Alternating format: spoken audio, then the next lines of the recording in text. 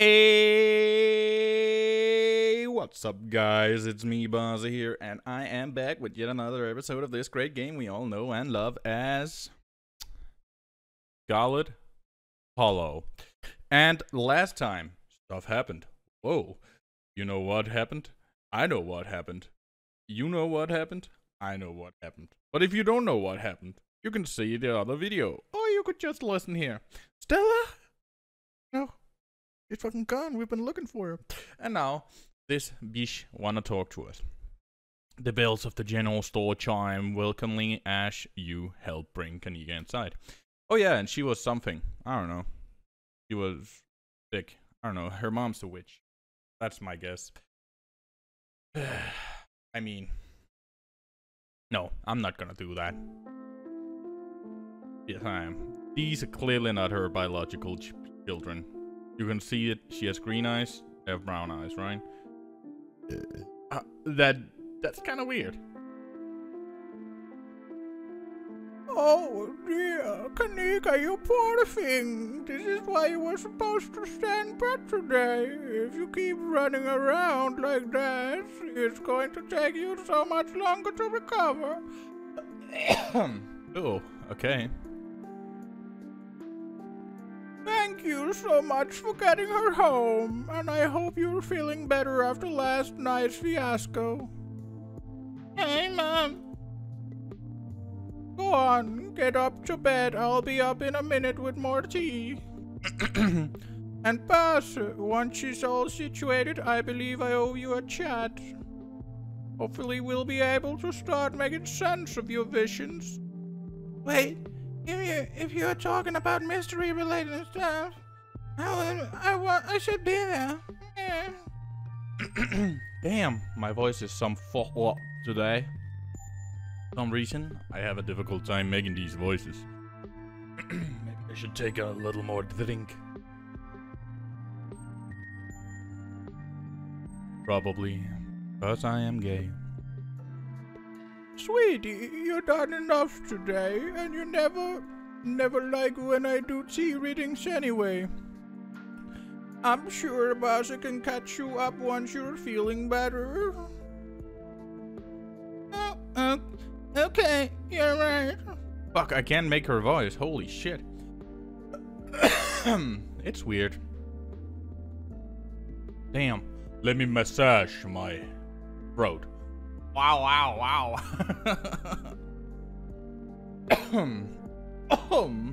Like that, baby. I'm not feeling well. I should literally lie down. Kanika heads towards the stairs and disappears without saying another word. Whatever that was, it didn't feel like the same person who stormed out of the general store just yesterday morning. That person wouldn't just do as she was told so easily. You couldn't help but notice an uncharacteristic firmness in Sybil's voice, too. True. Scary shit, who knows? I know. I will never know. I am gay, I'm dead, I'm dumb, I'm big defect. But it's fine. It's all good. Nobody knows, nobody sees. When we're together, now and forever. Maybe their relationship isn't so pleasant behind closed doors. Shall we? Sybil's motions towards the tea room. You're not really as nice as you seem, are you? No way I'm spending any time alone with you. I don't trust you. I'm allergic to tea. Run away. Ignore Sybil and follow Kanika. Follow Sybil to the tea room. You're not really as nice as you seem, are you? She is getting more and more sketchy. What makes you say that? Is this because I have to be firm with my daughter? Kanika has a way of ignoring her body when it's telling her to slow down. Sometimes it takes a firm reminder from her mother to get her to take the time she needs to recover. It's all part of a job when you're a parent, no matter how old your children are.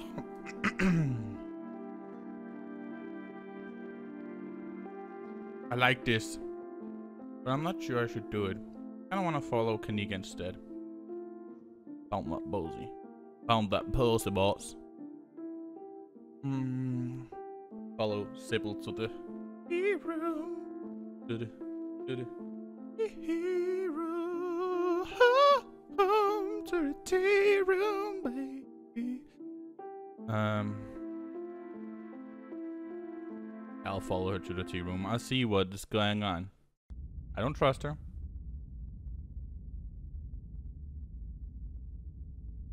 Please have a seat. Please have a seat. I'll bring you a fresh cup. You take a seat at the small table at the edge of the room.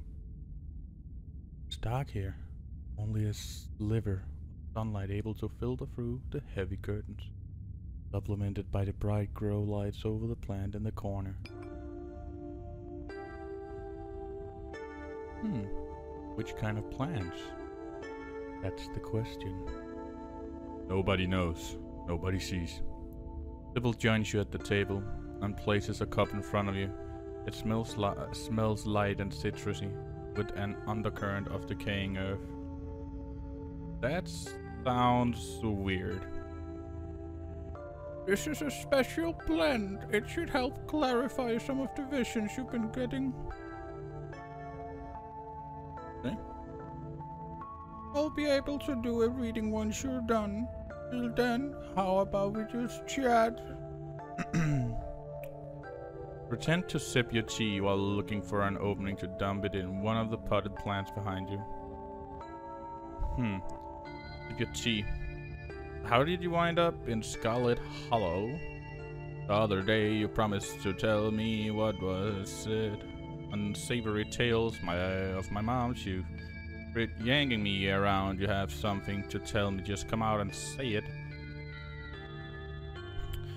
What's with all the mystery and ritual? If you have something to tell me, just come out and say it. Throw the tea to the ground and storm up to Kaniga's room. Throw the tea to the ground and leave, and I'll drink the tea. I'll pretend to sip my tea while looking for something. You lift the tea to your mouth and pretend to take a sip, carefully waiting for a moment when she's looking away to toss its contents to a nearby plant. How did you wind up in Scarlet Hollow? Oh, my family's been in these hills for a long time. That's how I know so much of the local flora. Everything I've learned was handed down from generations of hill folk. You mean witches? There hasn't always been a reliable doctor up here, especially not one most folks could afford. They have to figure out their own medicine. And here's your opening. Dump the tea. Okay, so if I look, I got an achievement. Oh, thank you. Spill the tea. You take advantage of Sybil's broken attention to quickly dump your tea into one of the pots behind you. The other day you promised to tell me, what was it, unsavory tales of my mama's shields. I most certainly did, though I might have been exaggerating a bit for dramatic effect. I'm prone to do that. In a town this size, you get to know everybody no matter what the age difference might be. Vivian was a little younger than me, which means I always had a certain older sister instinct about her. Her family wasn't good to her. Perlan was a lot like your great-grandmother Edwardine, which is to say, she was not a very kind woman. Okay. That's not very nice to say, but okay. Similar to Tabitha, but with more social grace and considerable more hatred for her fellow man. But your mother wasn't drinking Violet either. She was just as stubborn as any other Scarlet, so her family choosing her as their punching bag made her into quite the rebel. Why were Perlan and my mother raised by Edwardine? What happened to their mother? You know about my grandma. I feel like I know a lot about the women in my family, but what about the men? Do they even exist? What happened when my mother found out she was pregnant? Hmm. Why were Perlan and my mom raised by Wadeen? What happened to the mother? Their entry into this world was violent. I am afraid their mother was young, too young to be pregnant, especially with twins. She didn't survive the labor. What do you know about my grandma? I'm afraid there isn't much I can tell you. Did you see her eyes? I think there were two in that generation. The eldest died when the girls were still children. Edwardine never spoke about him, nor did your mother. Okay. I feel like I know a lot about the women. What about men? Did they even exist? I suppose they just haven't been very noteworthy since Edwardine took over their minds. Her husband died a long time ago, and to be quite honest, I can't even recall his name.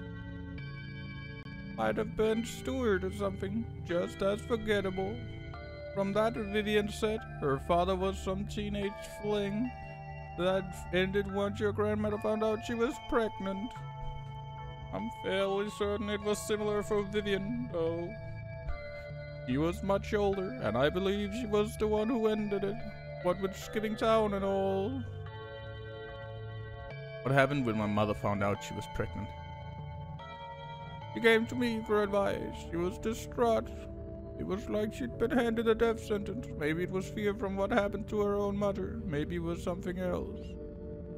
But she seemed convinced she was in danger. Peter had already been born by then, of course. But he was born in wedlock, so I assumed your mother's worries had something to do with religion. Though the Scarlet weren't particularly religious as far as I knew. But the way Vivian was at that night, she came to me, it stuck in my head. It's always had me wondering what it was about your family that made her panic so much at the thought of having a baby. Okay.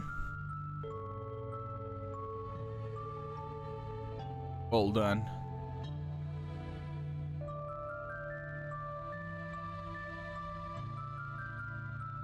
What with the mystery and ritual? If you have something to tell me, just come out and say it. I'll need your tea leaves first. I have pieces of the puzzle, but the tea leaves should help me with the full picture. All done. Oh good, glad you found the tea palatable enough to drink. It should do you some good. It's one of my more medicinal plants. Ah, good thing I didn't do it then. Now on to business.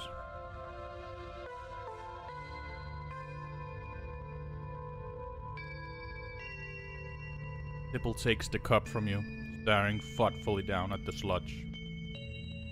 Oh dear, this doesn't bode well. You got just about every warning that could fit in the button of a cup, cross, kettle, hourglass. All of these mean death, misery, difficulty. And the hourglass ties it all together with indefinite urgency. It's fair to assume that this all has to do with whatever brought the ditchlings. Something is coming, and whether any of us can stop it, I'm not sure, but we may at the very least be able to figure out what it is. And there's a central figure here, a cat, an enemy lurking in plain sight. This is bullshit, I didn't even drink the tea. How do I know you're not making things up? You may have sneakily tossed my lovingly brewed tea into one of my houseplants, but you still emptied the cup. That's more than enough to do a reading. Ah, she knew. She was looking the other way when you dumped your tea. Oops. As if in response to your fudge, Sybil puts the cup down and wryly smiles. Humor an old lady.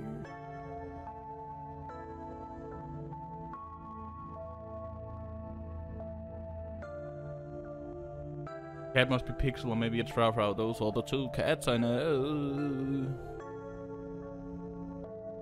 Peter, Wayne, Stella, Kanika, Oscar, Reese, Avery. Cat could be Dr. Kelly. She's been nothing but hostile since I've met her. Cat could be Pastor. How do I know you're not the cat? I'll just say this one.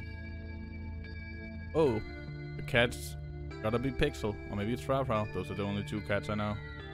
Yeah, the cat isn't a literal cat. Like I said, it's simple for an enemy lurking in plain sight. Probably a human enemy, but almost certainly not a cat. You don't have to figure out an answer right away. It often takes time for the Sorry? for the mind to connect the dots. Just be on guard and keep vigilant that someone close to you isn't to be trusted. And I bet it's you. I bet it's you. We knew from the ditchlings that something terrible is coming. Go away. And it's likely that it's connected to some hidden enemy. You. Perhaps we can try to counteract whatever might be planned for you. Judging by what you told me last night, those stone carvings, deals, whatever you want to call them, I think it's likely they have something to do with this. Until the cat reveals itself, it seems like your best course of action is to seek those carvings out. Piece together what you can from your visions and arm yourself with information. Have you sensed any others around town? Do you think you might be able to find another? Yeah. Fudge drifted to that door yesterday. The one that seemed to draw you in, urging you deeper into the clinic. Even just remembering it is enough to tug at you, compelling you to return and open it to see what's on the other side. And find Stella later. Maybe you can even find her there. What's important now is finally seeing what's hidden in the clinic.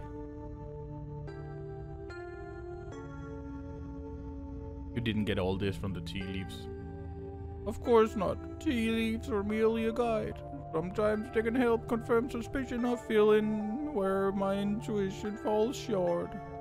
My family lived in these hills a long time, as has yours. Okay. I know the Scarlet have secrets. I know Vivian was scared for you. But your place in all this is something we have to figure out together. And that's where little tricks like tea leaves come in handy. But we shouldn't digress. Do you know where you might find the next stone? I don't know. Fuck you. Yeah, I know actually. I think I filled another one in the clinic. But bad stuff always happens around them. I shouldn't seek out more of them. Those stones need to be left undisturbed. I think I filled another one in the clinic. That's good. If you could find your way inside and uncover another stone, that could give you a leg up on your adversary. You'll just have to be careful to avoid the doctor. Something tells me she won't take too kindly to you sniffling around her clinic. If I recall correctly, there's a hill. I'll take you nearly all the way to the second story, and she never locks any of the doors up there. Just in case that's helpful information. Is she just telling me to break into? Okay. I think that's all the help I can offer. I hope this conversation has been illuminating, even if it just brought up more questions than giving any clear answer. That's it. This wasn't helpful. All you did was look at some leaves and tell me to go put myself in danger. Thanks, I'll let you know if I find anything. Glad to hear it. I hope all goes well, and I wish you luck. Hopefully you won't need it. Thank you for humoring an old lady and stopping by for a chat. I still don't know what to think. That's the good thing about this game. It keeps making you doubt shit. Sorry, I'm stretching my fat body. Keeps making you doubt shit and all and so on. With a small grunt of effort, Sybil gets up from the table and you're escorted back to the door. That's the family. Is that Kniga's a child? And remember, careful who you put your trust in. According to G, the cat is getting ready to pounce. Merely being ready for it might not be enough.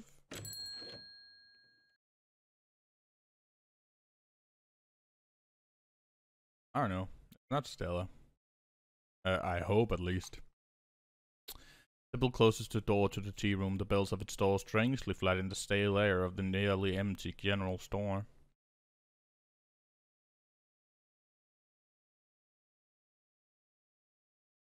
I'm gonna check in on Kanika. You're not going anywhere before checking in on Kanika. You make your way upstairs. You knock on Kanika's door. What? I really don't need any more tea. I think I'm just going to lie down for a while. I'm not your mom. Oh, baaase, what's up? I was hoping we could spend a little more time. I need to talk to you. It's important. I'm going to the clinic also. I don't have to listen to your mom, you know. You're old. Let's get out of here. I could use a briefer. Let's hang out for a minute. I come in. Sorry, baaase. Sorry, baasse, my mom was right. I'm exhausted. I probably shouldn't push it, or I'll wind up worse off tomorrow. Looks like you're on your own. Fucker. Make your way out the general store and down the road to the clinic. The clinic. Make your way up the familiar hill, past the rows of thrashed houses that make up Scarlet Hollow's residential area. Ah, that's what you meant. Go up there and in through. Very nice. It's also a. Do you see this? Wayne's over here. There's a ditchling there. There. And a little raccoon. Look out, raccoon buddy. Ditchling there too.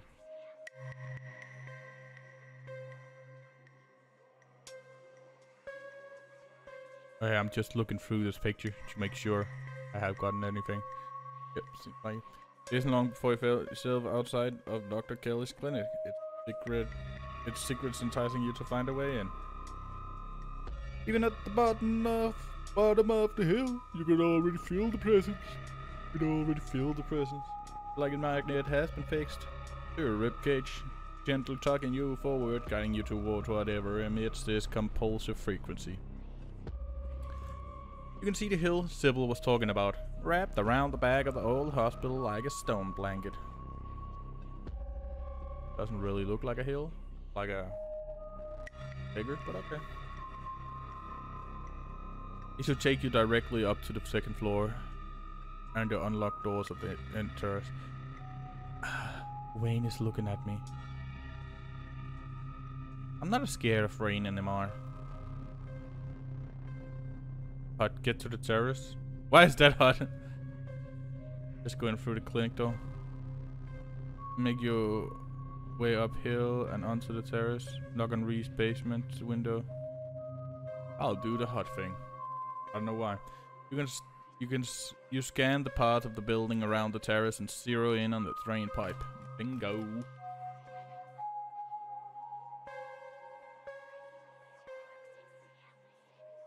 Been a while since you've done this, and you're a little rusty. But it doesn't take much effort for you to what? Before you're there. Okay. You try the door, it's unlocked. It's always unlocked. The upstairs of the clinic feels like a decommissioned museum. Old furniture is covered in plain white sheets, and a thick layer of dust coats the floor. This place hasn't seen any use in years. You and the clinic. Free to explore as you please. Or rather, you're free to explore, please.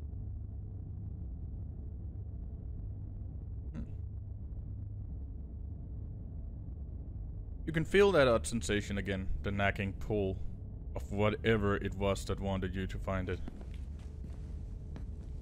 You've been caught by its gravity and overwhelming curiosity, guiding you around the corner and towards a dark doorway under the stairs. It's been left ajar, as if inviting you to enter. Turn on the lights. Lights click on. You're on the morgue. But what is Reese doing here? Holy fuck, good thing I didn't knock on his basement window.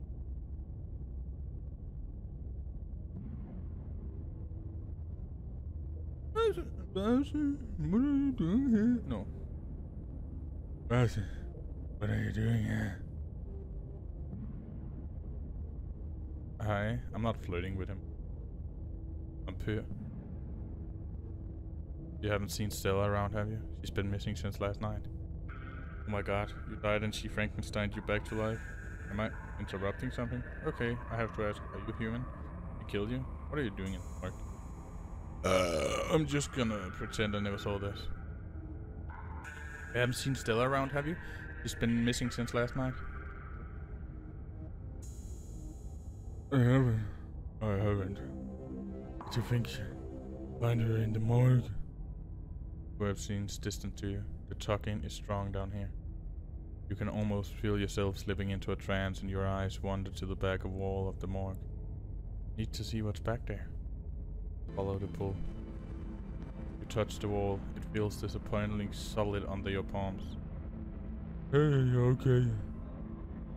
Feel Reese's hand gently shake your shoulder, and for a moment, the thing on the other side of the blank white wall loosens its pull on you. Oh god, all these sounds again. You kinda look possessed there for a second. You good? Make him understand. Why wall? You just see thing, but wall stand in way. Let me inside. There's some kind of magic shit going on, man. But it's telling me I need to get behind that wall. Get behind that wall. Stone carving on the other side of that wall, and I need to see it. Some kind of magic shit going on, man. But it's telling me I need to get behind that wall. Reese clenches back at the wall. You're really serious, aren't you? This is probably a bad idea, but you really need to get in there. I'm pretty sure there's an emergency exit somewhere upstairs. I just need to get the dog out of the hair. It'll take 2 seconds. Thank you, bro. Get the dog out of her hair? Yeah, if I say I'm sick and need something, she'll drop whatever she's doing and do it for me. Surefire way to get her out of the house. And most of the time it's true anyway. How'd you learn that little trick? Use what you got. Get what you need. No shame in that. Doesn't that make her worry about you even more? Oh, manipulate. Baaase. Use what you got. Get what you need. No shame in that. Exactly. Yes, please. Act now. Sounds great. Lead the way. Sounds great. Lead the way. Reed, be right back.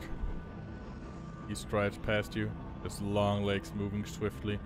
He seems excited, his usual dour demeanor replaced with an uncharacteristic pep when faced with the prospect of sneaking around and tearing down walls.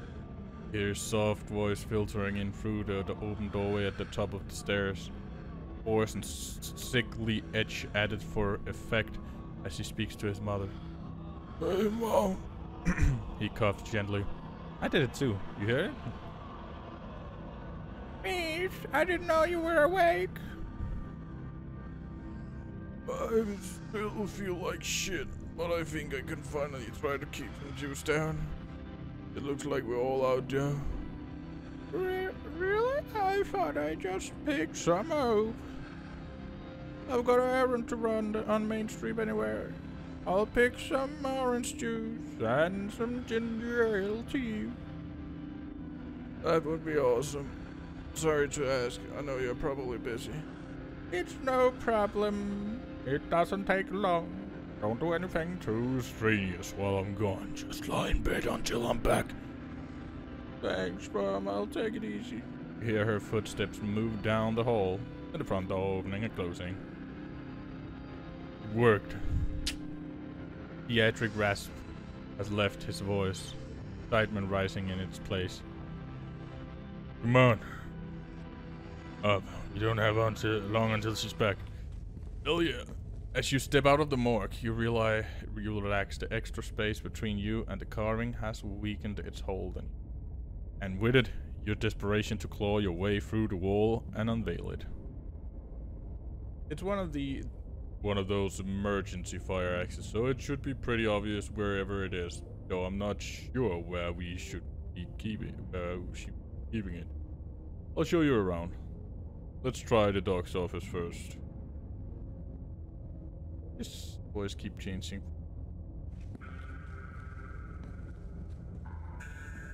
You make your way down the doorway of her now vacant office. I don't see no action here. He's right. A cursory glance reveals nothing but stacks of paper and a cabinet of medical supplies. Something on the desk catches your eye. Some sort of records with your family's name on them. Pick up the documents to read later. Boot up the folder. Locking the documents in for later per you.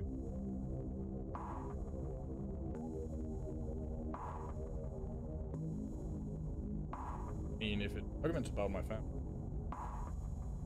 Reese watches you with curiosity. Your medical documents. If my family is gonna keep secrets from you, I better learn what I can. Put my family name on them, I'm allowed. Yeah, no, I don't. They have my family name on it, I'm allowed.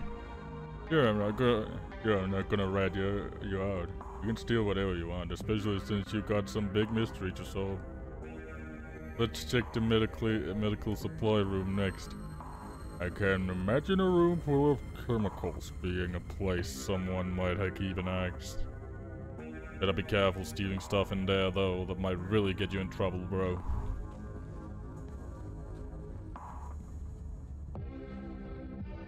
Turn around and leave the office. It's time to move on. The medical supply room is probably a good bet. Fire axe seems like something that might be useful in a full room full of chemicals. Just down the hall. There it is. Looks like it needs a key. We'd better not break the glass. I'd rather explain why I had to steal the axe after we've had a chance to use it. There must be a key in here somewhere. Stops as if listening to something you can't hear. Shit, she's back already? As if on cue, you hear the front door to the clinic open and close. Creak of its antique hinges echoing down the hallway. Footsteps down the hall. She's headed this way. Quick, we gotta hide. I'm not supposed to be in here. He opens the closet's door and hurriedly motions you inside. Slip past him, scrunching into the small space as best you can. He attempts to slide in after you. That's not in that room. Hide somewhere else. Let him in. What if I just kept him up? He makes space and he slips in next to you, closing the door just enough that you both can still monitor the entrance to the supply room. Oh, he's in. Gary still looks dying. He's kind of sick. Dr. Kelly storms in, plastic bag and towel. She takes something out of the bag and places it on the counter. And then she hurries back out, rustling as she makes her way back down the hallway.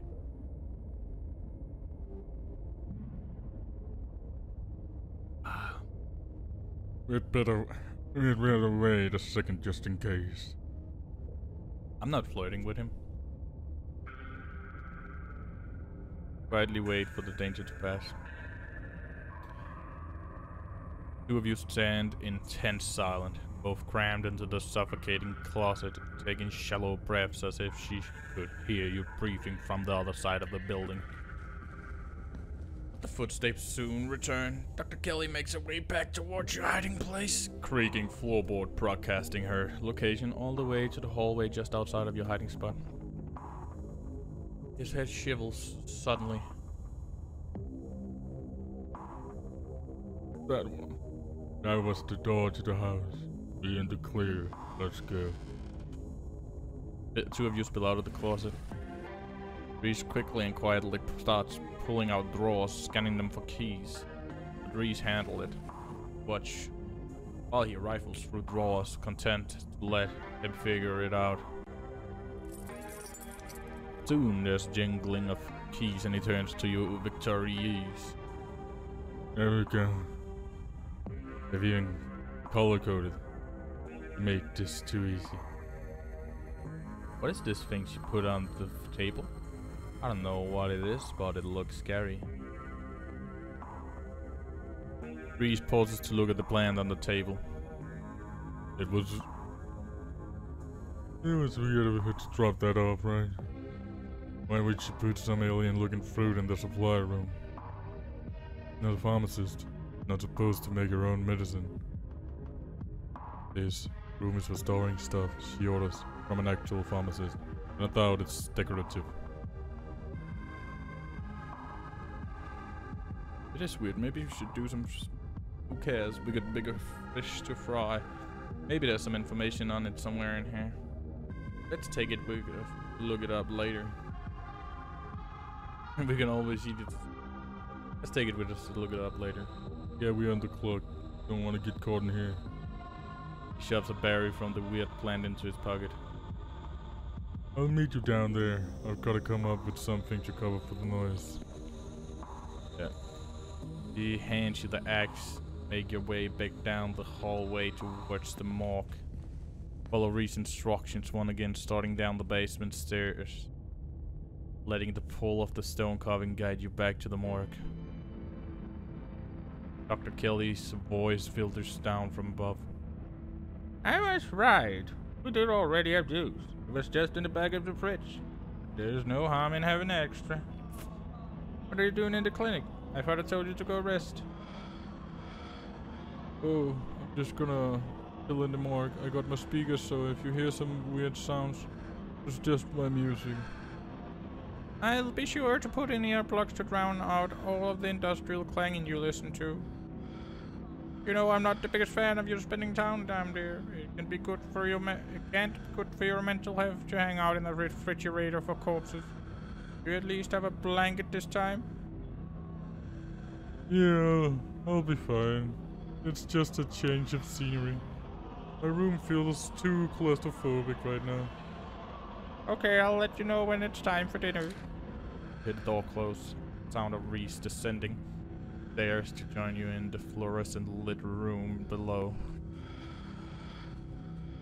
Hey. Well now, yes. Well. Let's do this. May I make the first blow? Well now, yes. I like these two. Let's do this. How about it? You approach the far end of the morgue, axe practically stinging through the air as you strike the wall. The first cut offers a surprising amount of resistance. There is some structure behind it, some wood frame holding it in place, trying to stand between you and what awaits you on the other side. Take it back from a massive hole in the wall and admire your efforts.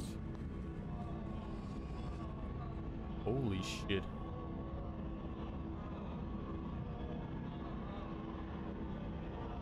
Holy shit. Oh, we were agreeing. Splintered edge frames, a dark passage seemingly cut deep into the side of the cliff, cold seeping from a forgotten place into the already frigid morgue. Reese coughs as he takes a better look at what lies beyond the wound in the wall. There's a hallway back in. Thick stale air leaks from the hole, filling the morgue with an earthy medieval smell, like the room is slowly filling with dirt and some fucked up sounds. Is that like wheelchair? And with the stink of the grave-like room beyond comes an even stronger compulsion. Step forward. Climb into the hole. That was an old wheelchair. This is wild. I had no idea any of this was here. An entire hospital ring rotting away for decades behind some flimsy drywall.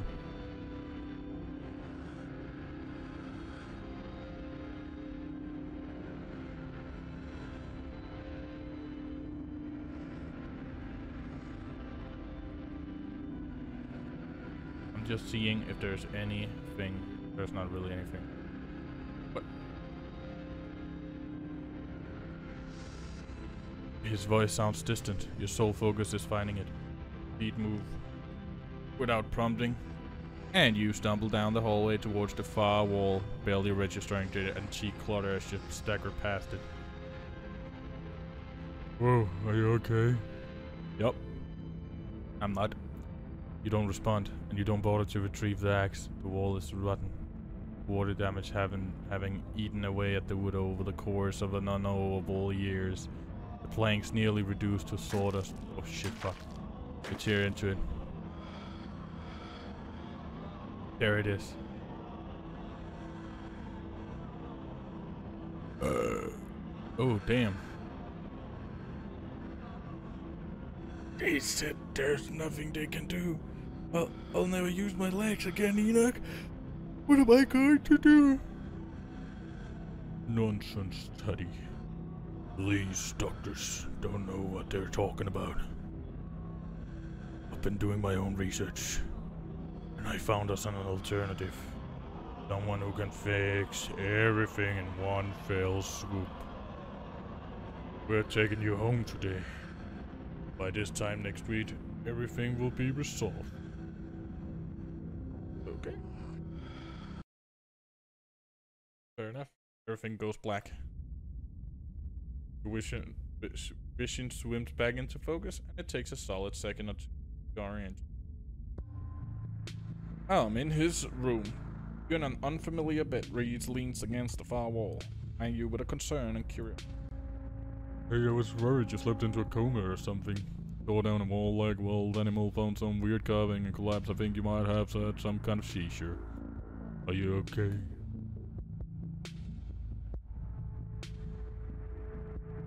Wait, nothing spooky happened. The mountain didn't collapse on us. No ghost. How did I get here? Does Dr. Kelly know I'm here? He didn't call that ambulance when I started seizing. I had a vision. Still have those documents, is right? I should probably get going. Stella's missing. Stone. Here, finally, stop yelling at me. So what now? I think Dr. Kelly should look me over. These seizures can't be good for me. Remain silent. Nothing spooky happened? Mountain didn't call it a no ghost? No, nothing. You just fell down, twitched a little, and when you seemed stable I carried you back here. That was a few hours ago. Did you have a delicate constitution? Thanks, man, I appreciate it. Dude, that's great. Maybe these comedies aren't all that bad. Maybe there's something spooky going on right now, and we haven't even realized it yet. Great. Glad. I'll have a list. Mostly normal day this week. But I was hoping for something. Thanks, man, I appreciate it. No problem. Just figure out you'd rather wake up in a bed than the musty hallway or the morgue. Does Dr. Kelly know I'm here? No, I snuck you back into the house while she was busy in the medical storage room. Figured you wouldn't want to come to in the morgue. I had a vision. Like a hallucination? I have those sometimes too. Used to have them a lot as a teen. Always just weird little things. Like my hands would look wrong, or my neck would seem too long, or the room would feel smaller. Huh, I guess you do have a long neck. Pretty long neck. Pretty long neck. Pretty long neck. I still have those documents, that's right, Ryan? Yeah, you still have them on you. Sure enough, you pull out the file containing medical documents about your family. Lance death certificate, Everdeen's death certificate, Enoch's death certificate, other death certificates. Good done here. Let me look. Cause of death, sleep apnea, covered by her daughter, Tapita, chrysanthemum, Scarlet, no autopsy performed. Her middle name is Chrysanthemum. I probably knew that. I just forgot. Edwardine Scarlet, born April 9, 1913, died February 12, 2003. It means she was almost 90, aged 89. Yeah, okay. Cause of death, Heart failure. Signed by her granddaughter Pauline. Scarlet, pretty normal, almost made it to 90. Died of a normal people disease. Deluxe death certificate. Born September 9th, 1887. Died August 20, 1957. Age 69. Nice. Cause of death. Fall from a cliff. This one has a coroner's report attached. Organs sustained impact injuries. Lacerations on the neck.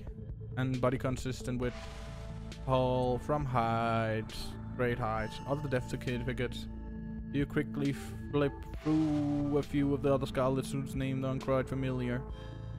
Theodore Scarlet, which is born May 24th, 1890. Died 1918. Died at age 28. Cause of death. Crossed in a mine collapse, but he not recovered. Signed by his brother Enoch Scarlet. Hey, god damn. Joseph Scarlet, born April 14, died June 7th, 1944. So he was like 30 years old or something. Louis Scarlet, born August 1920, died June 6, 1944. They were probably in the war. Both killed at Normandy in the line of duty. There must have been Edward's brothers. Oh yeah, okay, I was right, it was in the war. They should.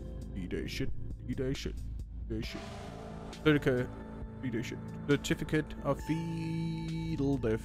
Infant boy Andrew Charles Scarlet, delivered April 3rd, 1945. Stillbirth. Mother Edward Dean Scarlet. Cause of death, complications during birth, no doctor present. There's a home burial. Street smart. There was no doctor present at the birth and a home burial. There's some information missing here. Alexandra Scarlet, born December 12, 1947. Died August 20, 1957. She was age 9. Age 9. 9.5. Missing, presumed dead. Signed by mother Edwardine Scarlet. Hey, damn. Alexander, the owner of the doll, so he went missing. Maribel Scarlet, born April 3rd, 1946. Died October 30th, 1963. Age 16. Cause of death. Complications during childbirth. Signed by her mother Edwardine Scarlet. Okay. I just got a new achievement. It's called Time to Whip Out the Old String and Cork Board. Read your family's medical history. Let me just look at the picture. Let's look at the picture for it. Let me look at the picture for it. It is one L picture. Just joking. Calm down. Cause of death. I think the carvings are trying to warn me about something. My family has dark secrets. I think these visions are things that actually happened. Whatever these visions are, they're making me very suspicious of my family. These carvings are clearly drilled into some big gas pocket that keeps giving me seizures and hallucinations. Leave it at that. I think these carvings are trying to warn me about something. My family has dark secrets. An old family like yours, I believe it. Hopefully that's all ancient history though. I should probably get going. Stella's missing and the stone here finally stopped yelling at me, so... yeah, I think... should probably get going. Stella's still missing and the stone here finally stopped yelling at me. That might be a little tricky. The dog is not well pet up there. I refuse to take my medicine, and she's not happy about it. After I looked this up, there was no way I was going to take anything she gave me. She's been poisoning me for years. I was right! I've been thinking about what you said at the dinner last night, and I didn't see any other possibility. It's only been a day since I've stopped and taken my pills, and I feel great. I went ahead and blocked my door, so she can't get down here now. We just have to wait her out. You blocked your door? I don't get why your mom would poison you though. I don't want to be down here. I want to leave. I'm leaving. Let's find a distraction until it's safe to leave. How are we supposed to pass the time until it's safe to leave? Blocked your door? Of course I did. I put a chair in front of it. It's never failed me before. We don't need her coming down to finish me off or whatever it is she might do now that I know what her treatment plan has been all these. Big yes, leave over. Makes sense. So now we're just locked downstairs. What was your plan with that exactly? Good. Give us time to figure out a game plan. How are we supposed to get out? I don't think you're acting irrationally. So you're holding me hostage down here until what exactly? So I'm your prisoner, say no. Good, give us time to get to figure out a game plan. Exactly. I think we should treat her like a legitimate threat. I have these weird memories. I always assumed they were dreams or hallucinations because they didn't fit in with fit the way I thought of her, but I think she used tranquilizers on me. Other times that I've gotten too unruly for her. I don't know how much of those memories I can trust, but I'm starting to think I should believe my instincts when it comes to the lengths she's willing to go to keep me under her control. Yeah, probably. No more to drink. Be very sad. We'll wait until she's asleep. Then we can at least get out of the basement and we can figure out what to do from there. I don't get why your mom would poison you though. I don't know. But the internet says this castor's bean is used to make ricine, super deadly poison that causes some of my exact symptoms. And death, usually. The thing I can't figure out is whether she's trying to kill me slowly or if she just likes keeping me sick enough to be dependent on her. It's probably the second, bro. Otherwise, she'd probably kill you by now. Either way, I don't think I'll ever had an illness. I think the illness was me growing up and becoming less easy to control. She sure found a cure for that. Rising is really bad. How are you not dead? I like how they went the fucking bad route. I don't know. Maybe it's at a low enough doses, or maybe I developed a tolerance. But I think the fact that I feel more and more alive by the minute is enough proof that she was keeping me sick. I don't even need solid evidence. No matter what, we should get out of this basement. Need to get you out of here. Who knows what she'll do when she finds out what you do. Your evidence, we should be able to go to the cops. Not the local cops, but cops. I do have the castor bean from the pharmacy, but still have to prove where I got it from. And that she used it to poison me. It's possible the cops might just think got snapped, and it could turn out even worse for me. I don't think the dog would hesitate to have me committed if it meant you could keep me here. Sorry, no matter what, get out of this basement soon. Need to get you out of here. Those will just find out what you know. Where would we go? The only person I know who has a car is Kanika, and she's not answering her phone. I don't know anyone else. I don't have any other family to go to. I never even finished high school.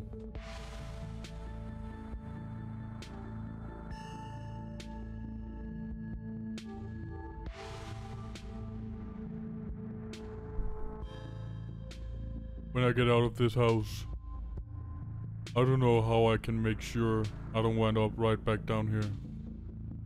You can stay with me if you want, at least until you get on your own feet. You can stay with me if you want. We can figure it out together. One step at a time. Let's just start by waiting out your mom getting out of here. Shouldn't call her my mom. As far as I'm concerned, she's forfeited that title. I don't even think I should call her doctor. Just some woman now. Can't wait for her to be in a rearview mirror of the rest of my life. We'll see if we can wait her out. doesn't fall asleep, but then we can figure something else out. These windows are supposedly shatterproof, which he also always said was for burglars. Now I assume it was yet another way to keep me boxed in. But we can try to break them anyway. Distraction seems like a good idea. As you can probably tell, I'm getting a little jittery. Maybe it's the lack of poison in my system for the first time in years, or the fact that my whole perception of reality has been turned in on its head. Probably a combo. It doesn't feel awful, to be honest. You could always throw me in the hole. I believe you owe me a showing of Shinoji blood death blood. Do whatever it is you do to kill time, preferably something that will help me ignore my mounting anxiety. Do whatever. I'll just go. I believe you owe me a showing of Shinoji death blood. I believe I do. Oh shit. Sketchy face. Oh no. Reese gets the movie set up and joins you on the bed. Let me know if it gets too much for you. I'm not a great judge of how other people will react to sorts of thing I watch, but I definitely don't want you to feel uncomfortable. Stop doing that. This is a slow burn of a movie, but the dread it's managing build is palpable in the room. Or maybe that's just how it feels down here. The time. With the grisly paintings, lack of lighting, in the block walls, and of course the fact that the woman currently lurking upstairs had been poisoning her son since his teens. I've seen a couple of this director's other film. They're all interesting though. This is probably the best introduction to his work. The way it jump cuts to seemingly unrelated TV show recordings that then went up, tying back into the narrative adds a level of realism and depth to the world that I find really engrossing. Found footage used to its fullest. I can't believe I'll be able to just do things from here on out, like watch movies with another person. Is he having vampire fangs? He looks like a vampire. Dang. Oh, talk to people ever. You can hear the difference in energy now that Reese hasn't had his daily dose of poison. He's uncharacteristically chatty, clearly not used to talking to another person, let alone when he has the energy to carry on a long conversation. I'm not gonna hold his hand. I'm glad you'll be able to have a social life, and I'm happy to be part of it. Let's not get ahead of ourselves first. We have to get out of this basement. Shh, I'm watching the movie. Not get ahead of ourselves. We have to get out of this basement. That's true. I shouldn't be counting my chickens. We still have to get past the woman upstairs. He tenses, his back straightening, his muscles clencing as he's reminded of the obstacle. Hopefully we can just wait her out. If not, he trails off, but his features soften as he once again immerses himself in the film. Ah, new face. Ah, scary man. Ah. The man at the screen yells portents of doom into the camera, trailing off into wordless scream. The plot is really heating up. I love that there are all these distinct sorts of vignettes, little pockets of horror that affect a small number of people, and only once you start to see how they fit together can you realize some fundamental horror about the universe. And then it sees you back. Incredible. Cosmic horror is the truest sense. Reese is becoming very animated. Probably safe to assume he's dealing with a lot of extra adrenaline right now, what with his entire reality turning out to be a lie. But he's also talking over the movie. Oh, I'm not flirting with him. I think a movie is too chill for you right now. Maybe we should just figure out how to leave. You sure you're feeling okay? No, I think I'd better get going. Right.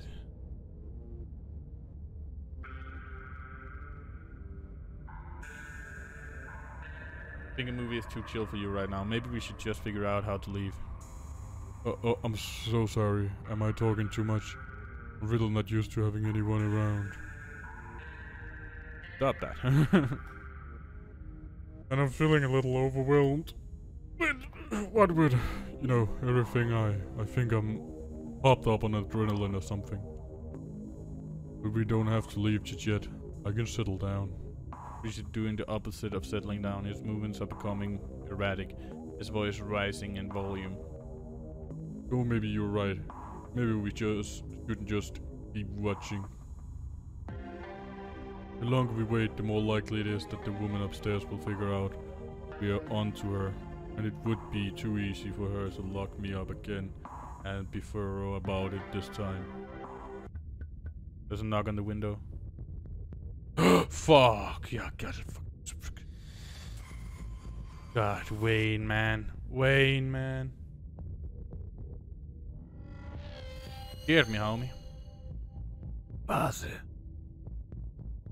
Don't get any closer to that thing. Time to go home. That voice. I know that voice. Is that who's been following you around? Without another word, Wayne starts pounding on the supposedly shatterproof window. Enemies upstairs, enemies outside. We're surrounded. Even if I get out of this house, I won't be safe. You won't be safe. What do you mean? Wayne isn't going to hurt you. He hasn't hurt anyone. Why did he call you that thing? You're being weird, man. I don't need you to protect me. I think you might be overreacting. What do you mean? Wayne hasn't hurt anyone. Yeah. Yes, he will. He's furious with me. Can't you hear it? But I'm not weak anymore. I can fight back. I don't have to cover in fear from the people who hurt me. I can protect both of us, baasse. The window shatters. As Reese tears at his clothes, paint bubbles out from the canvas. His ghoulish figures peeling themselves out of their two-dimensional worlds, invading yours, crawling up the walls.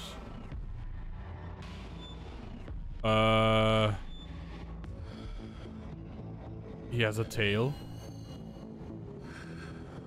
Maybe his mom was doing the poisoning for a reason. And I guess that reason was quite good. Grab my hand. I'll pull you out. Leave us alone. In a surge of violence, the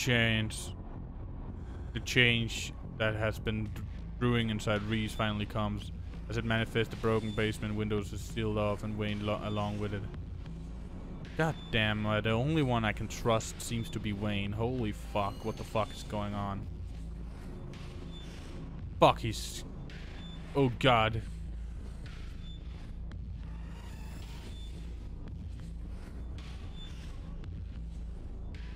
I don't know what to do. Should I run for the stairs to stay where I am? I'll run for the stairs. This is scary. You've seen enough to know you need to leave. You run up the stairs. The door is blocked by a chair. And then it's blocked by something else too.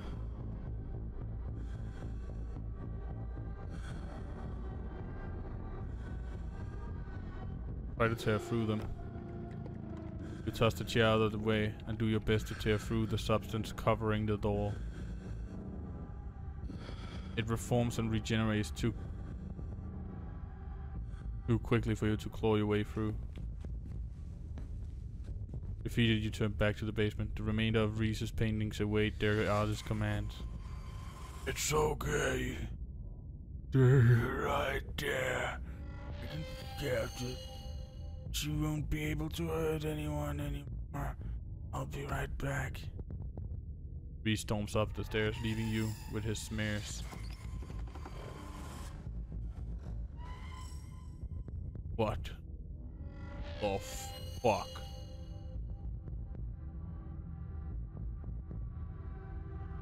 You're not sure who to help. Best to follow Reese and see how things play out. Try and leave. You dial your cousin's number. What mess have you gotten yourself into now? I'm at the clinic. I think Dr. Kelly is in danger. There's a monster on the loose. What do you know about Reese? Reese transformed into a monster and is on some kind of a rampage. Can you pick me up? Reese is gonna kill his mom. Also, he's a werewolf or a vampire or something. Clinic, emergency, scary. What do you know about Reese? That dying emo kid? Yesterday's been dying for like a decade and he smells weird. Why do you ask? Oh, ew, are you hanging out with him? I'm generally of the mind that you can see whoever you want, but I have to draw the line somewhere. I'm coming to pick you up. Clearly you need a chaperone before you make any decisions you'll regret. Do you know that he can transform into some kind of monster? Because he can. Noted. Your cousin hangs up on the phone.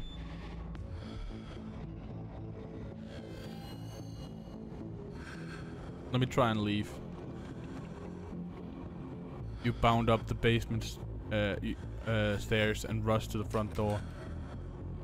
You pull, but it's sealed shut by his constructs. Try to warn Dr. Kelly. You make your way to the door that beckoned you to you yesterday. All intrigue now washed away. You know where it leads. And you know what secrets the stone that lurked in the forgotten basement of the clinic has to share with you. Now the clinic holds a new horror.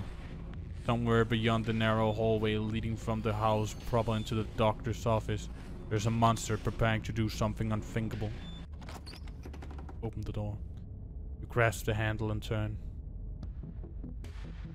Street smart. Dr. Kelly emerges from the shadows and levels a firearm in your direction. You instantly notice it's not a proper rifle, but some kind of tranquilizer gun.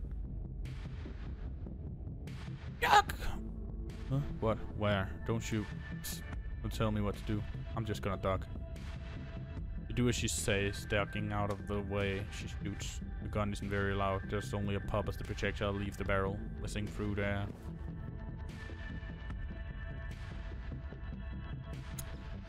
What the fuck? Turn to see a dart embedded in Reese's chest. He pulls the tranquilizer dart out from between his ribs, heaving heavy breaths as the drug courses through his system. You're going to have to try harder than that, you No, how did you... Oh, it's right there, idiot. Fuck, he looks... You. And Wayne, I'm glad he always watching. I just forgot all about him being around there. As if you could hope to stop me, you pathetic waste of flesh. Before Wayne takes another step down the stairs, paint blows out between cracks in the wood. Reese's panic pulling in a mob of furious smears to hold his enemies in place. Oh god. The artist darts away, but the smears continue their work in his absence. Dr. Kelly makes his escape down the hallway, and Wayne is overcome, glued in place at the top of the stairs by stiffening globs of paint.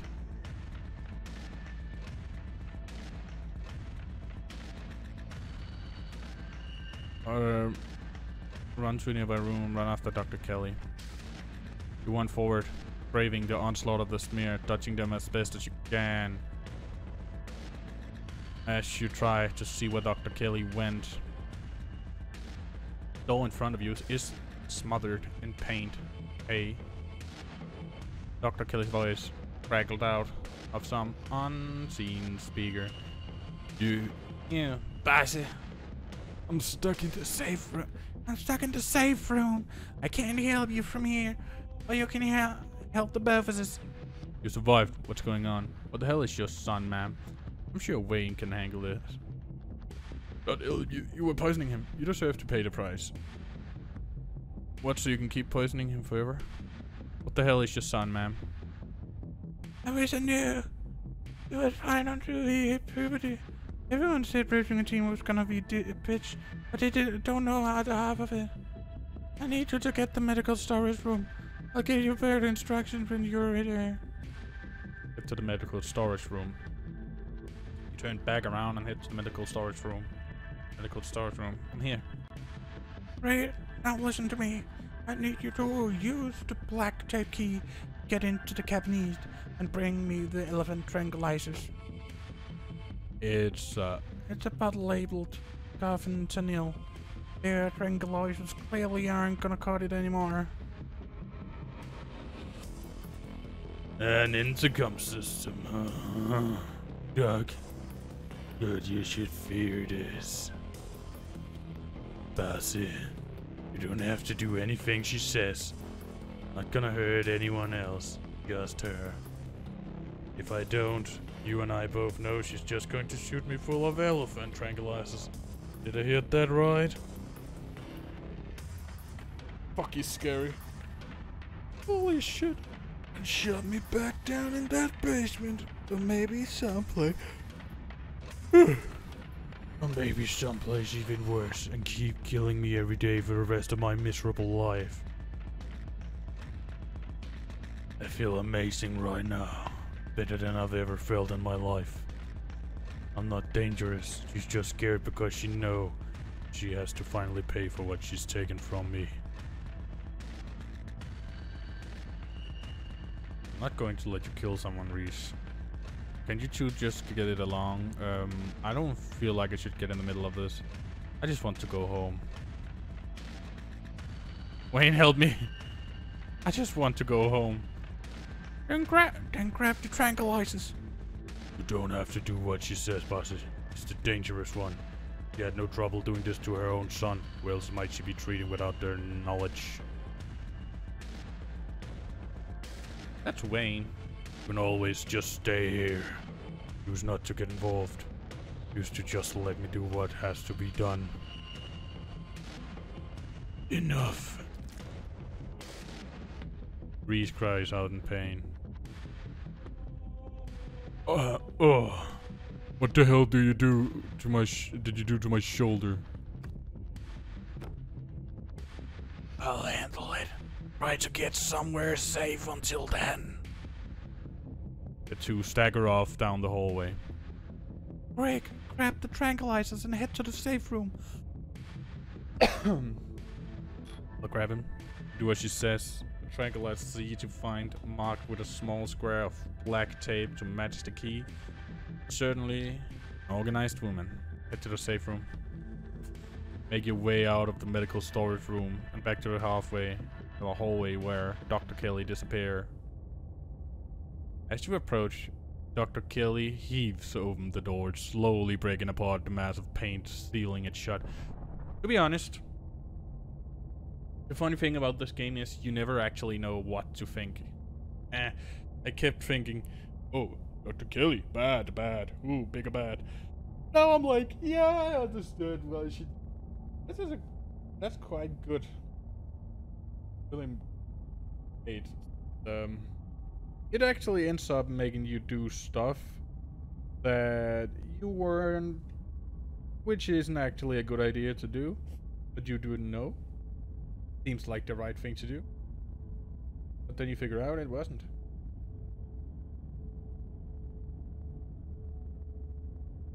I think you know what I mean. Harry, I don't think I can keep it open for long. You slip past her into the safe room. Shuts the door quickly, though one of the little smears manages to slip past her. Stepped on it, stomps on it, painted with syrup splatters across the cement floor. Sounds like It sounds like Reese and your friend are still fighting. Oh, we'll have a few minutes before he gets here. What is this room? Old X-ray room. Lead walls. After I realized this whole situation was a possibility, I had the door reinforced with a special remote control lock. Glad it could finally come in handy.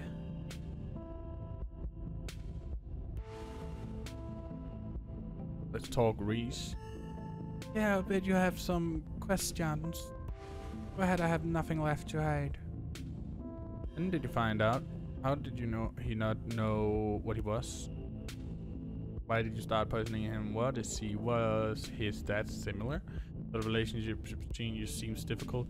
How do you know he's dangerous? Leave it at that. When did you find out? A little after he hit puberty. He had the usual chances, and then a few extra. Thickened nails, short teeth, elfish ears. Ah. Figured he might have some kind of genetic disorder.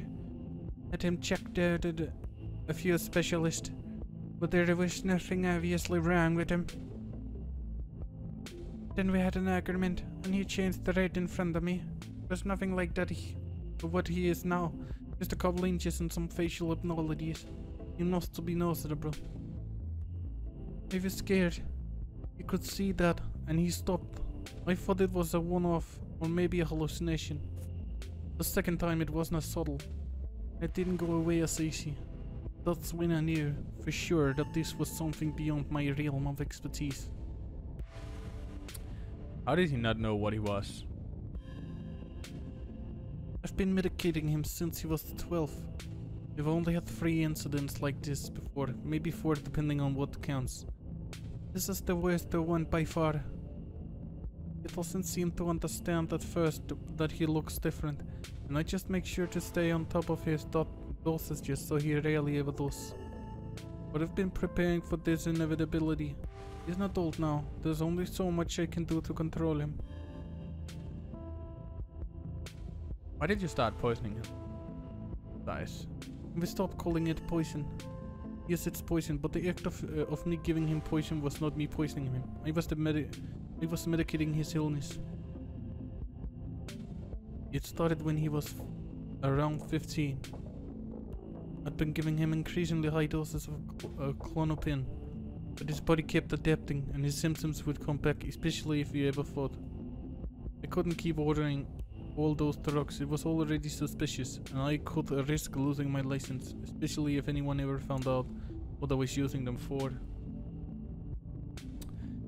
Someone approached me with a solution. I took it. And I've been dealing with the emotional and mental consequences of that decision ever since. Who approached you and what did they say? Dr. Kelly gives a long hard look. I don't want to talk about that woman, but great, I might die tonight, sure, I'll tell you. It was civil. I don't know how the hell she found out. Maybe Reese had an episode while he was over at her place, who can say? I thought she was insane. He was telling me to give me generation, like it was some mystical mansion for a cure for fussy teenagers. That's right though. And I hate that. I hate the power that it meant she had over me. Still his. Don't trust her, baasse. She puts on that sweet old lady act, giving everybody tea and talking about healing magics or whatever. But she's a snake. I knew it. Dr. Kelly is based. What is he? At first I thought he was some kind of werewolf. But if he is, he doesn't follow any kind of full moon rules or anything. Silver doesn't do shit to him. And we've seen what he looks like. It's just weird. I almost wish I could examine him. While he's fully transformed, I'd be fascinated to know what happens to him or how his body does it. But he seems pretty hell-bent on ripping my throat out, so I guess that'll just have to remain a mystery. Was his stat similar? Strange little smile creeps onto Dr. Kelly's face. I wish I knew. This just kind of happened. I wasn't seeing anyone. I just woke up pregnant one day. I knew how impossible that sounds. I'm a doctor for Christ's sake. I kept having these weird dreams, almost like sleep paralysis episodes. Romantic sleep paralysis episode. They were actually kind of sweet, but they were just dreams. But then all of a sudden my period stopped. I got morning sickness, and roughly 9 months later, peace. Relationship machine. Recall. Yeah, you could see that. He was such a cute kid. When I found out I was pregnant, I was terrified. I didn't know if I'd be ready. He made me love being a mom. It's not like it was going to be sunshine and roses forever. No matter what, kids grow up and take change, sometimes for the worst. This is part of being a mom too. Doing what you can to make sure the child you brought into the world isn't going to go around eating people. How do you know he's dangerous? Well, he wants to murder me, so that's the clue number 1. Not like he's usually a violent kid, he's mostly just sad, but every now and then, what hits, and that's usually when this side of him come out. Imagine if this happens anytime he gets frustrated with anyone. Imagine if he gets road rage one day, turns into a 12-foot tall monster with a million teeth and rips somebody apart in the middle of the major metropolitan area. Here he is dangerous. He is indeed a menace to society. That doesn't mean he's dangerous. I mean, you're the biggest threat to him. Why not just kill him? Been kind to me. What are you doing? What you're doing is difficult, but it's necessary. Don't you think it might be a self-fulfilling prophecy? I can fix him. I cannot fix him. Why not just kill him? Think I haven't tried? At the very least, poison isn't the way to do it. I haven't resorted to any violent measures. Maybe if he was weak and they knew where to hit him, somebody could do it. But I just can't bring myself to do that kind of thing to him. I couldn't look him in the eyes while I did that, and then he'd be gone. I don't want him to be gone. He's my kid, I love him so much. He's a letter off of the world, even if he's stuck in his room for the rest of his life. Leave it at that. What's the game plan, both short term and long term? All we added. Any other secrets you're keeping? So now that I'm all of your secrets, I guess we're kind of a team, huh?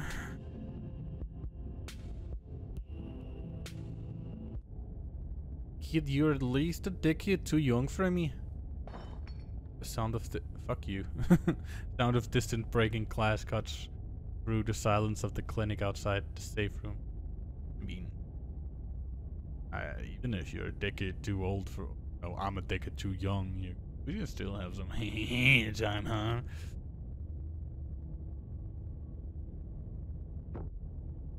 Yet this might be game time.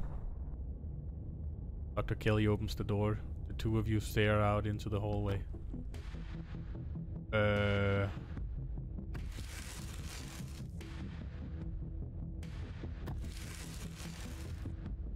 What the shit?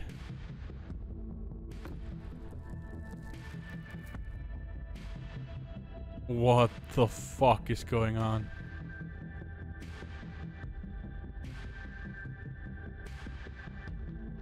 Is this what you were so afraid of? Hand over the shake, Lisa. This is so shit. Tame the beast. You step forward. No! I thought I would say it. Motherfucker. Lays calming hand on his face. She's only doing this to protect herself. Show her you're not a monster. Back down. Someone has to stop the cycle of violence. Let it be you. I love you, Reese. Leave now, before you do something you regret. Revenge only feels good in the moment. Don't become a murderer. Reese stares down at you. A pained sadness creeping onto his unnaturally stretched face. Yeah. I'm not a monster.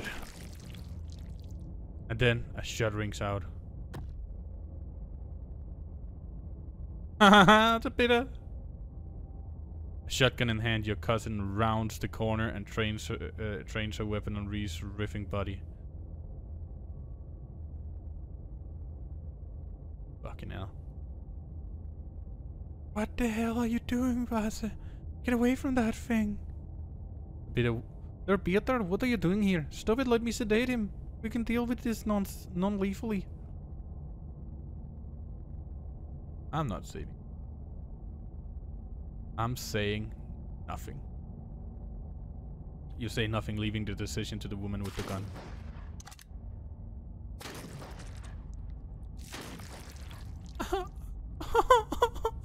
Holy fuck. Wait, is this go on her forehead? The fuck?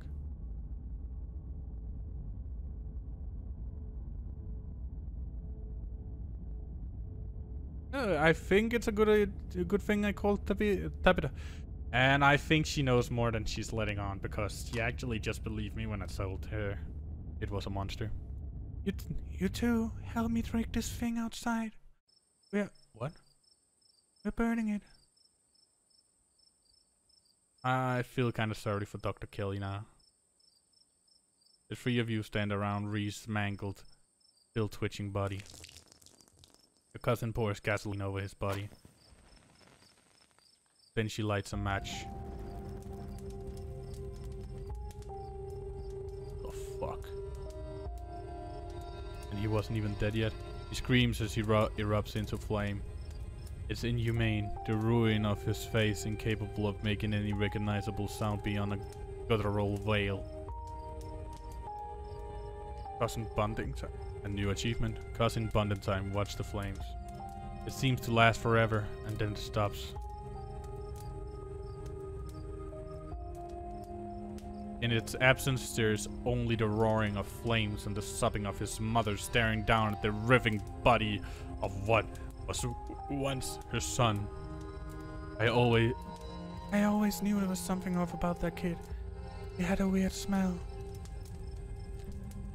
Talked a bit. Boy, am I glad. Am I ever glad you showed up. I didn't know you would kill him. Did you know what he was? Oh, it went out.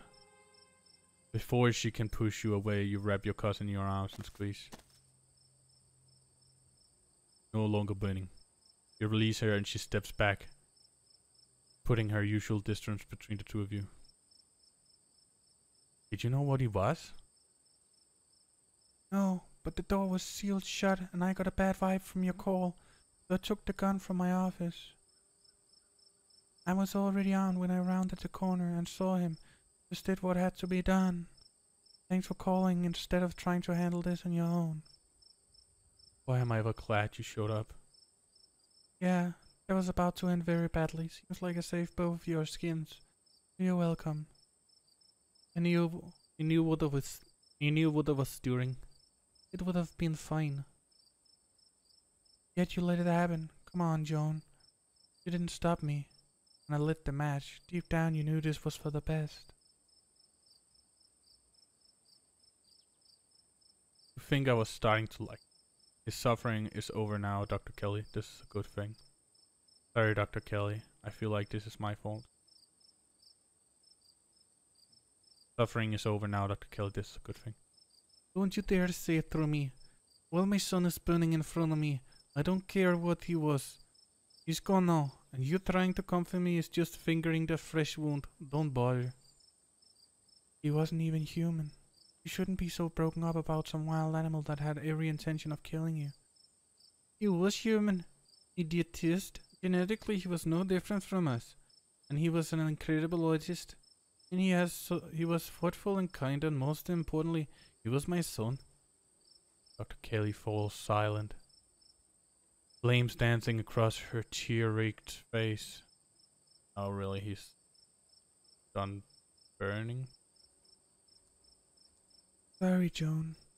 The acrid smell hangs in the air. The stink of burning flesh stinging your nostrils. But he's gone. The only charred pile of ashen bones where his writhing body once lay. Nothing moves. Nothing tries to mend itself. There is nothing left to be mended. I'm going to repeat.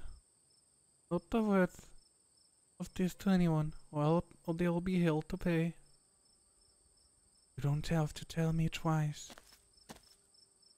Dr. Kelly starts back down the hill towards the clinic, leaving the two of you next to the smoldering ashes. I'm parked down the hill. Let's get out of here. I need a shower. My hair smells like burning coal.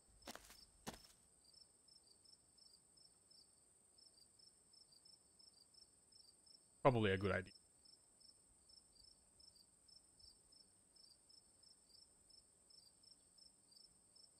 idea. I agree. I keep agreeing. Again. I'm gonna keep agreeing. So I'm not.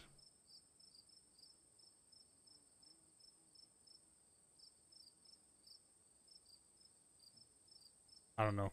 Just saying stuff now. The two of you make your way to the bottom of the hill where Tabitha's car is parked among the sleepy houses of Scarlet Hollow. Places her gun in the trunk and turns to... You're alone right now. Is Stella still missing? I tried calling her. You're alone right now. Is Stella still missing? I tried calling her a couple of times, but I kept getting her stupid voicemail. Yeah. You're interrupted by a phone buzzing in your pocket. It's Stella? Pick it up. You pick up the phone. Your cousin leans in to try and listen in. Hey, I'm so sorry. I was gone all day. It turns out I was out of cell range.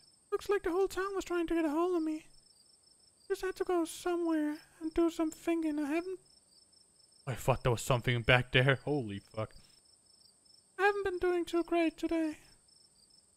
Oh no, do you think you could come by? I really need someone to talk to right now. Yeah, of course I'll be right there. You have no idea how good it is to hear your voice. I'm on my way. Can Tabitha come too? Sorry, I'm real tired. Maybe tomorrow. No way. I'm headed home now. But I should give you a heads up that Reese is a monster. He tried to murder his mom and Tabitha killed him. Oh, I'm not saying that. You have no idea how good it is to hear your voice. I'm on my way. Honestly, it was just me and my thoughts out there all day. Your voice is such a relief. See you soon. Stella hangs up the call. Good. She's fine. You go ahead. I'll see you back at the estate.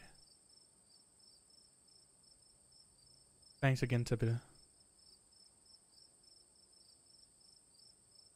Yeah, you're welcome. Cousin walks back to her car, leaving you alone to catch up with Stella. The lights are on inside Stella's place, a welcoming glow in the surrounding darkness. It's waiting for you on her porch. I have no idea how good it is to see your face. You join Stella and sit next to her on the porch. I should probably tell you about Reese. Where have you been all day? I really missed you.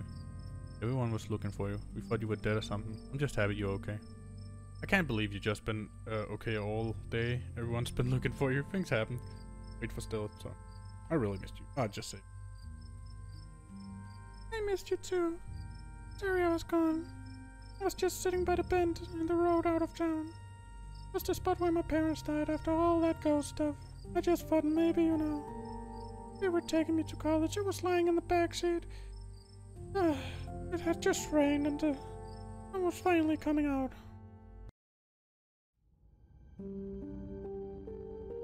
New student orientation. Fall fest. Okay.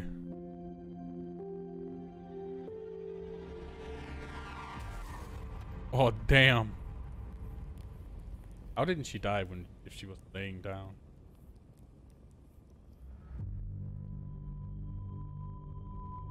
Oh, she still have a seat belt on? Okay.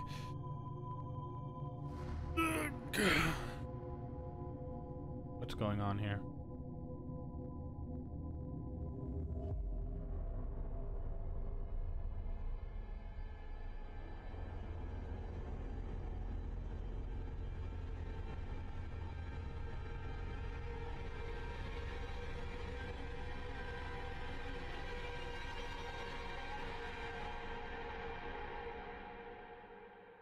Okay, so that's why she survived. Scary shit. Find out what happened to Stella. Sorry, I know. Sorry, I know. It's probably a bummer to talk about. What? Hello. Oh. Ah, it worked now. It was awful. Really messed me up for a while. I think I'm still messed up. There's whole years of my life after the accident that feel like that just never happened. Like every time I try and remember them, it's blank. I have all these videos sitting on my channel that I don't even remember filming. It's scary. At least it hasn't been like that for a while, thank God. Never talked about this stuff before with anyone.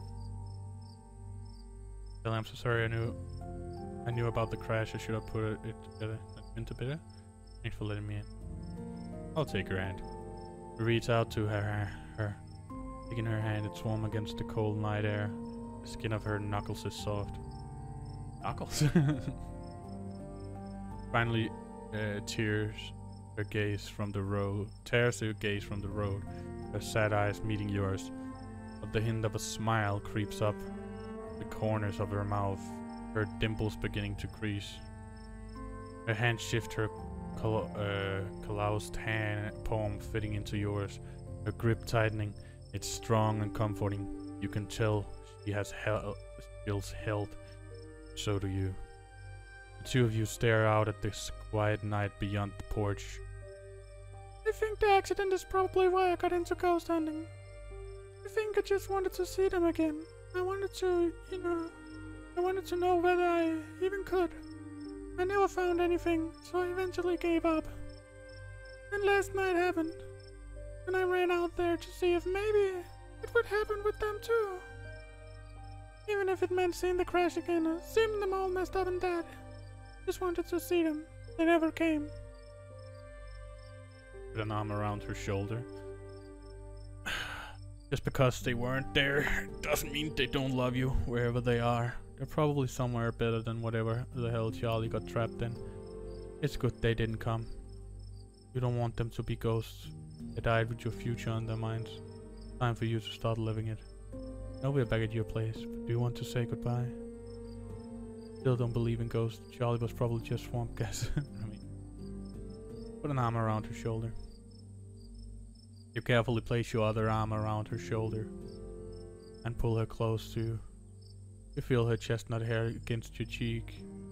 It smells a little sweaty and a little sweet. The faded scent of her shampoo mingling with the natural perfume of her skin.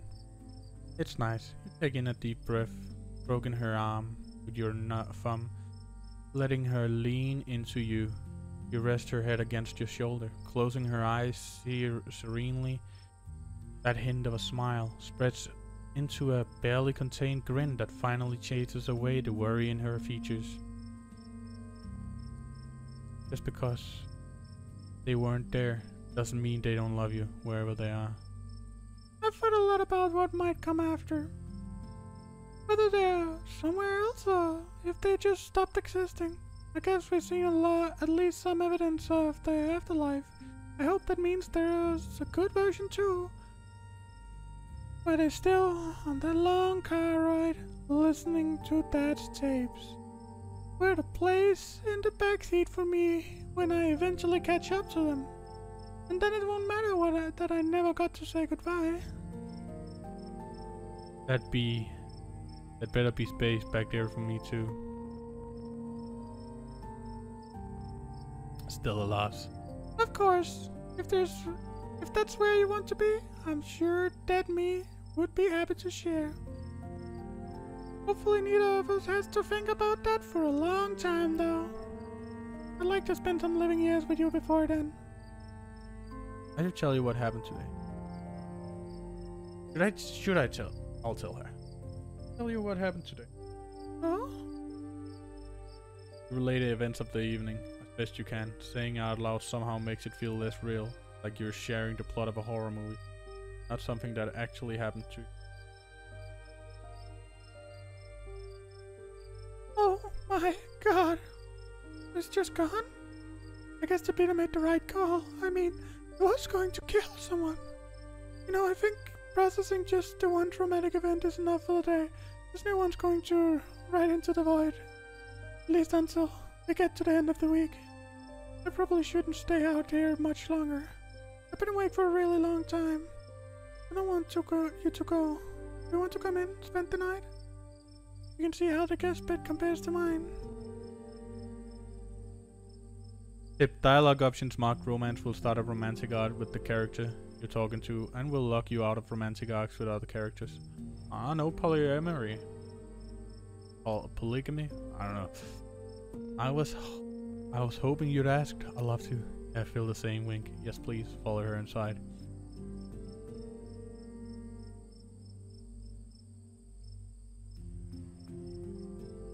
Huh.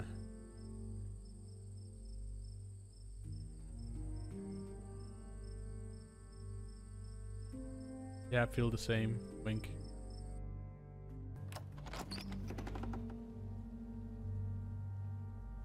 Tear down Okay, I got 2 new achievements. Let me see what they are called. We got... Oh god, I have so many now. Here. This is a dating sim, right? Start a romance. Tear down the wall. Start Stella's romance. Okay. Stella ushers you inside, a barely contained grin threatening to split into an excited smile. I'll take a quick shower. I've been sitting outside for a day. I need some soap. We'll just take a minute, then we can get cozy. Man, I would kill for a shower. Stella laughs. Yeah, I'm sure you built up quite a lot of grime today. It's all yours when I'm done. She hurries up, leaving you alone in the living room. Why couldn't I just join her, huh? Finally inside, somewhere safe, you fall into a near trance, mesmerized by the sound of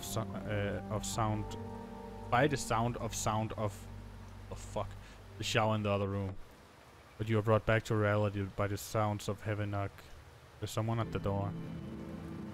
There's no one. Stay stuck still, pretend you're not here. This is scary. Who is it? Know who it is. Open the door, please, baaase. Open the door. I'm not scared of Wayne. You summon the bravery to cross the room and open the door. Wayne has been, like, helping me out all this time. Dude's my guardian angel. I'm not... When I saw it was him, no scare anymore. Wayne cocks his head, the stained veil over his face fluttering in the slight breeze outside. The outside of his clothes is streaked with what you at first think might be gore, but you quickly realize it's actually paint. And there are white claw marks down his shirt. But he's still in one piece after his altercation with Reese. Wayne, I was worried about you.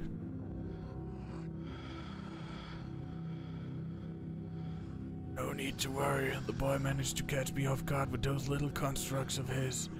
But he wouldn't stand a chance against me without his little trick like that. I won't keep you long. I know you have a warm bed and a warm body to keep you occupied tonight. Thank you, bro. But I wanted to give you a suggestion for tomorrow. You take advantage of Tepita's absence at the estate. Forbidden places won't be forbidden without her around to stop you. Do a little exploring. You might be surprised at what you can find. He slowly steps back, shining eyes fixed on you as he disappears into the dark night beyond Stella's door. Okay. Ooh, look at that. Very nice. Were you just talking to somebody? Wayne stopped by. Boy, I sure am tired. How about returning? Scaring off a raccoon. Wayne stopped by. He's still following you? Are you sure we're safe? I hope so. Let's lock the door and hope for the best. I think he's on our side. I have to worry about him. I think he's on our side. You think so? I guess that's good. I still don't love the thought of him stopping by unannounced at odd hours of the night, though. You know, the thought of your creepy stalker, whether he's on our side or not, makes me feel a lot better about having you around tonight. It'll be nice to have somebody next to me if I get scared in the middle of the night. Speaking of, I'm exhausted. Let's turn in. Alright, but you said you wanted a shower. Sorry, it's a little fuzzy from staying up from the past day. There's a fresh towels in the bathroom, and I've got some extra bathrobes I can put your clothes through the wash so they'll be extra clean and fresh in the morning. Based. Oh, this looks much cleaner and better than the one in the estate. It somehow feels like the longest and shortest shower you've ever taken. Too tired to think, too tired to process the flow of time. Stella sits outside the bathroom door and makes quiet and uncomfortable small talk with you, and you're done. Uncomfortable? You dry off and step out onto the ropes. So are you coming in? Of course, baby.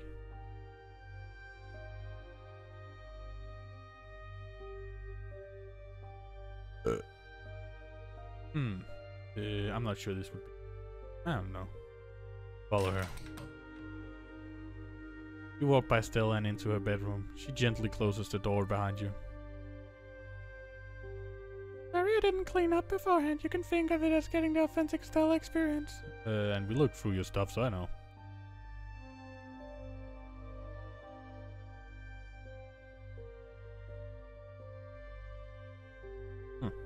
She slips past you and lies on the bed, dressed in an oversized t-shirt. You're quick to follow. She's warm and still slightly damp from the shower. Her skin, fresh and flowery, she turns to look at you, smiling dimples creasing at the edges of her mouth. You could kiss me if you wanted to. Aren't you tired? If I'm being honest, a little not a kiss, I hope that's okay. Immediately fall asleep. Kiss her instead. Oh, seems good. Shift closer to her and close your eyes. The magnetic pull of anticipation rolls down your spine and across your skin. For a moment that seems to last forever. Take in every detail of the world around you. Forested scent of her eucalyptus shampoo, and beneath it, the slightest hint of campfire. Comforting heat of soft but calloused hands against your cheek. Thunder of your hearts beating ever more quickly in unison. The tension rises, don't seemingly without a peak. Then it breaks. The lips touch yours. Fresh and minty and soft, cool against yours. Guided by the gentleness of someone looking to hold on to the memory of tonight for a long, long time. And then she pulls you closer, tighter. Two of you lose yourself in each other. Eventually the two of you break away and open your eyes, gazing at each other from the opposite ends of the pillow.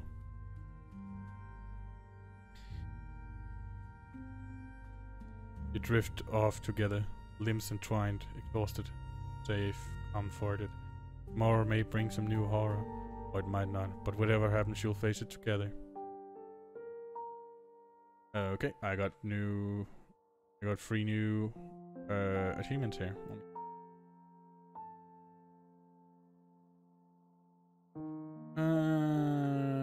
Let me see if I can find it.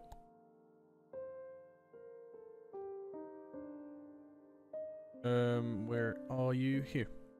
No? Oh, that's not them.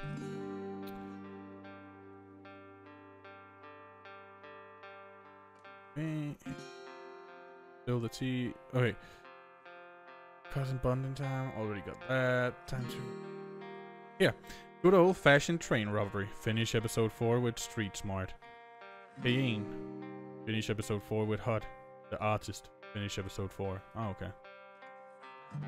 This is the end of episode 4. Follow us on social media to stay up to date on the rest of Scarlet Hollow's development. Congratulations for filling all the episodes currently available in the game. You've unlocked Hardcore mode. Hardcore mode allows you to select free traits at character creation, but you'll no longer be able to use your traits to avoid the consequences of a major decision. This penalty only applies to hardcore runs. Have fun if you dare. If you'd like to continue with this world state in episode 5, please save your game now. I would like to. Very much.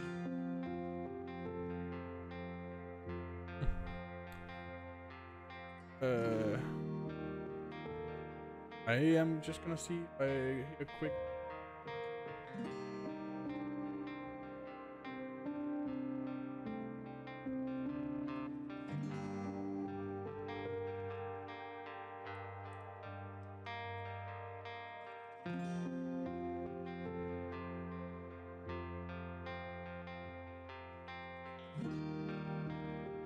But you know what? That's pretty nice. Thanks for watching this episode. Remember to like, subscribe, watch my other videos on the channel. Leave a comment telling me what you think of this and how much you're looking forward to episode 5. Got that girl Stella, huh? Having a good time, you know.